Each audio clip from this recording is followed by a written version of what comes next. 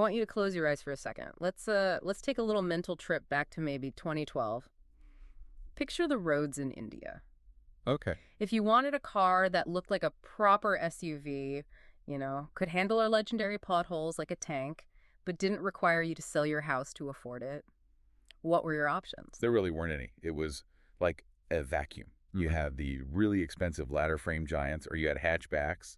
There was just no middle ground. Yeah, until the Renault Duster showed up. Exactly. It was the car that arguably kicked off the whole mid-size SUV segment as we know it today. It was a genuine icon. Yeah. But then, well, time happened. Mm-hmm. The competition caught up. The tech got a little outdated. And the Duster sort of faded away. Yeah. Until it just, disappeared from showrooms. It was a classic rise and fall story. But if you've been paying attention to the auto news this week, specifically late January 2026, you know that the hiatus is officially over. The Duster is back. It is back. And judging by the photos, it's been hitting the gym. We are looking at the official reveal of the 2026 India spec Renault Duster. And honestly, this doesn't look like a simple facelift. Oh no, this looks like a complete reinvention. It absolutely is. And our mission today on the Deep Dive is to unpack exactly what that means. We've got a whole stack of reports here, detailed walkarounds from V3 Cars and AutoX, spec comparisons from Car Deco, and some heavy industry context from Itato. And we're going to try and answer the big question. Has Renault done enough? Because the market the Duster is returning to is a shark tank. It's dominated by these tech-heavy giants like the Creta and the Celtos. So is nostalgia enough, or is this actually a superior product? Well, let's start with the first thing that grabs you, the visual impact. Yeah. Usually when a global car comes to India, we get what I call a copy-paste job. Right. We get the European model, maybe with a different horn, and that's about it. In this case, that would be the Dacia Duster they sell in Europe. But looking at the V3 Cars report, that is clearly not what happened here. This feels different. Very different. Renault has put a massive amount of effort into Indianizing the design. And I don't mean cutting corners, I mean adapting the attitude. The first thing you notice is the branding. Oh, I loved this part. The European version has the standard Renault diamond logo on the grille, but the India spec, it has the word Duster spelled out in these bold black letters right across the grille. It's a very deliberate choice. It's a flex. They know that in India, the name Duster carries almost as much weight as the brand Renault. It just signals ruggedness immediately. It reminds me of those big American trucks. It just says, I'm tough. But beyond the lettering, the lighting seems to be a major departure too. Lighting is practically a currency in the Indian SUV market right now. The global model has these Y-shaped LED lights. All right. The Indian version has swapped those for slimmer, sharper LED daytime running lights. Yep. And at the back, this is the big one, we get a connected LED tail lamp strip. It spans the entire width. Which, let's be honest, is basically a mandatory requirement for selling an SUV in India in 2026. If you don't have a light bar, do you even exist? It certainly seems to be the trend. Yeah. But beyond the flashy lights, the physical stance of the car is different. AutoX actually points out some specific data on the dimensions. Oh, yeah. This car is physically larger than the European version. It's 3 millimeters longer, which is, negligible. But it is significantly taller, 47 millimeter taller. 47 millimeters, that's almost 2 inches. That's a lot in car terms. Is that just roof rails, or is the car actually sitting higher? It's a combination. It's the stance, the suspension tuning. The ground clearance is a massive 212 millimeter. To give you some context, that is serious clearance. Higher than most of its competitors. It just towers over the road. And they've leaned into that height with the design. They have. New bumpers, triple air intakes, pixel-style fog lamps, and these massive 18-inch black alloy wheels. I noticed the wheels. The European ones usually get that dual-tone silver look, which is a bit polite. The India spec gets that all-black look, much more aggressive. It does. It's losing that budget crossover vibe and really trying to look like a proper rugged SUV. There was one little niche detail I saw in the Car Deco report that I thought was really cool. The rear door handles. Ah, yes. Hidden in the C-pillar. Yeah, mounted up near the window glass. It gives the car that clean, almost two-door coupe look from the side profile, and they've launched it in this special color, Mountain Jade Green. Which they say is inspired by the Himalayan forests. It's a nice bit of marketing storytelling. Signals where they hope you'll take this car. Okay, so the outside looks tough. It looks the part. But let's be real, the exterior was never the old Duster's problem. The old Duster looked cool. Its Achilles heel was always the interior. Oh, absolutely. The old one was, let's be polite and call it utilitarian. Right. It was basic. A lot of hard plastics. It felt like a tool, not, a luxury item. So let's open the door and look inside the 2026 model. This is where the deep dive gets surprising. According to all the sources, this is a complete glow-up. That is the perfect term for it. It has gone from budget to premium. First off, no more basic fabric seats. We are talking leatherette upholstery. And not just boring beige or black. They've gone with a dual-tone green and black theme to match that exterior with some yellow contrast stitching. There's even Duster branding right there on the dashboard. And they've added those little touches that make a car feel more expensive. Faux carbon fiber insert, satin silver trim. It sounds like a place you actually want to spend time in. Not just a place you have to endure during a commute. Exactly. And that's crucial because of the tech. You cannot sell a midsize SUV today without a bunch of screens. You just can't. And the new Duster has a 10.1-inch infotainment screen. But the key here isn't the size, it's the brain inside it. It has Google built in. Okay, let's unpack this for a second, because we hear Google and cars used together a lot. How is Google built in different from just, plugging in my phone for Android Auto? It's a huge difference. With Android Auto, your phone is doing all the work and just projecting an image onto the car's screen. Google built-in means the car's own operating system is Google. So you have Google Maps running natively. It works even if you leave your phone at home. So I can just tell the car, hey Google, set the temperature to 22 degrees. Exactly that. It's much smoother, much more integrated.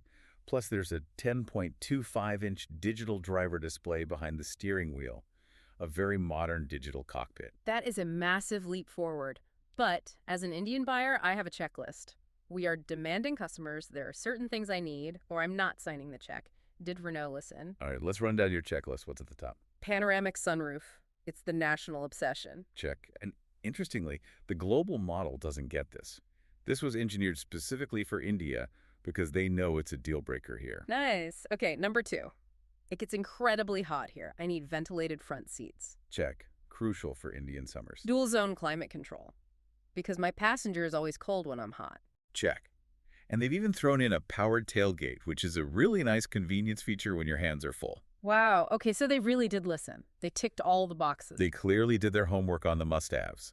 And that extends to safety, too. It's getting level 2 of DAS, that's advanced driver assistance systems, standard 6 airbags, and 360-degree cameras. Level 2 80, so that's things like lane keep assist and adaptive cruise control. Correct. It puts it right on par with the segment leaders in terms of safety tech. Okay, so it looks tough, and it feels premium inside. But now we have to talk about the heart of the beast. The old Duster was legendary for its diesel engine. The torque, the mileage, it was a workhorse. And this is where the traditionalists might need to take a deep breath. The diesel is gone. There is no diesel option in the 2026 lineup. I can hear the collective sigh of the gang of Dusters community right now. So what do we have instead? Please tell me it's not underpowered. It's a 3-pronged petrol strategy. It's actually quite a smart mix, depending on what kind of driver you are. Okay, walk us through it. Option 1 is the entry level. It's a 1.0-liter turbo petrol engine. It puts out 100 PS and 160 nanometers of torque. And it only comes with a 6-speed manual. A 1.0 liter. That sounds a bit small for a car this big, doesn't it? It's for the budget-conscious buyer. Well, Someone who wants the Duster look and that robust suspension for bad roads, but drives mostly in the city and isn't looking to, win any drag races. okay, fair enough. But what if I do want to go fast? Then you look at option 2. The 1.3-liter turbo petrol. This is the Performer. We're talking 163 PS of power and 280 nm of torque. 163 PS, that is properly quick. That's more power than the standard Creta or Seltos petrols. It is, and you can get it with a manual or a 6-speed dual-clutch transmission to DCT. If you enjoy driving, if you want that punch when you hit the throttle, this is the one you choose. But wait, the sources mentioned a third option, the Headline Act, the hybrid. Yes, this is the big strategic pivot for them. Renault is introducing a 1.8-liter strong hybrid system. This is a first for the Duster. A 1.8-liter engine. That sounds a bit unusual. Most hybrids we see, like in the Grand Vitara, use a 1.5-liter engine. Why go bigger? That's the interesting part. It's a 1.8-liter naturally aspirated petrol engine paired with an electric motor, a starter generator, and a 1.4 kilowatt battery. The idea is that the larger engine doesn't have to stress as much, and the electric motor fills in the gaps. So what does this all mean for the driver? Why should I care about this complex setup? Efficiency and city drivability. The system is designed to start in EV mode every time. And Renault claims that in typical city driving conditions, stop-and-go traffic, You can run on electric power 80% of the time. 80%, that's massive. That's almost like driving an EV without the range anxiety. Precisely. The engine kicks in mostly just to charge the battery or when you need maximum acceleration. It's really designed to fill that void left by the diesel engine high torque at low speeds and excellent fuel economy. That sounds fantastic. It seems like the perfect solution for today's fuel prices. But there's a catch with the timeline, isn't there? Unfortunately, yes. And it's a big one. If you want the turbo petrols, you can get them in April. But if you want this fancy, strong hybrid, you have to wait until Diwali. So November 2026. November, yes. Ouch. That's a long wait. 6 months is forever in the car market. People might get impatient. It is a risk. And while we are talking about risks and missing features, I noticed something else absent from the spec sheet that might upset the purists. What's that? The old Duster had an all-wheel drive option. It was famous for being a capable off-roader. Right, the go-anywhere SUV. Well, the global Dacia Duster does get a 4x4 option. However, looking at all the Indian reports, V3 cars, Auto X, Auto, none of them confirm an AW variant for India at launch. So for now, it's front-wheel drive only. It seems that way, yes. That is going to disappoint the die-hard fans, the people who actually took their Dusters to Ladakh or Speedy. It connects back to the market reality we talked about. Renault has likely looked at the data and realized that while people like the idea of 4x4, maybe 95% of buyers never actually use it. They're betting on the volume buyers who want the ground clearance for potholes, not the differential locks for mud. It's a calculated risk. Okay, moving on from the car itself, let's look at the bigger picture. Why is Renault going so hard on this? I mean, they held a massive event in a stadium in Chennai. This feels like more than just a car launch. This launch is pivotal for them. It's part of what they call Game Plan 2027. Renault has invested 3 billion euros into this strategy. 3 billion with a B. That is serious money. Yes, and the key takeaway from Itato is that India isn't just a market to sell cars in anymore. It's a global manufacturing hub for them. This Duster is built on the localized RGMP platform in Chennai.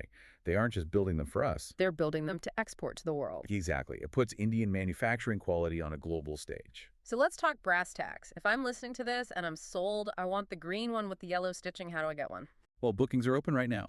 You can put down a token amount of 21,000 rupees. And the price. Do we know how much damage it's going to do to the bank account? The official numbers will be out in mid-March 2026, but the industry estimates are between 10 lakh for the base model up to around 20 lakh for the top spec. So roughly 10 to 20 lakhs. That puts it squarely in the ring with everyone else. Creta, Seltos, Grand Vitara. It's a very crowded boxing ring. Yeah. There is no room for error at that price point. So let's wrap this up. We have the return of an icon. It's bigger, it's definitely fancier, and it's loaded with the tech that Indian families demand. It is. It has traded some of that utilitarian, rough and tumble charm for a more premium, sophisticated, and hybrid-powered identity. It's adapted to what the modern market wants rather than sticking to what the old Duster was. Which brings us to the final thought. We know it checks the boxes on paper. Sunroof, Yeah. yes. Screens, yes. Hybrid mileage, yes. But here is the question I want to leave you with. The legend of the Duster was built on its go-anywhere capability, that diesel grunt and the 4x4 traction. Without those two things, is it still a Duster? Or is it just another very good mid-size SUV wearing a famous name tag? Will the Gang of Dusters community embrace this new identity, or will they feel a little left behind? That's the million-dollar question, and we'll find out when we see them on the roads this April. Indeed we will. And before we go, we just want to take a moment to say a huge, heartfelt thank you to you for tuning in. Yes, we know you have a million things vying for your attention. And we truly appreciate you spending these last few minutes with us to get informed. Yes, thank you for your time, your trust, and your curiosity. It is always a privilege to explore these stories with you. Until next time on The Deep Dive.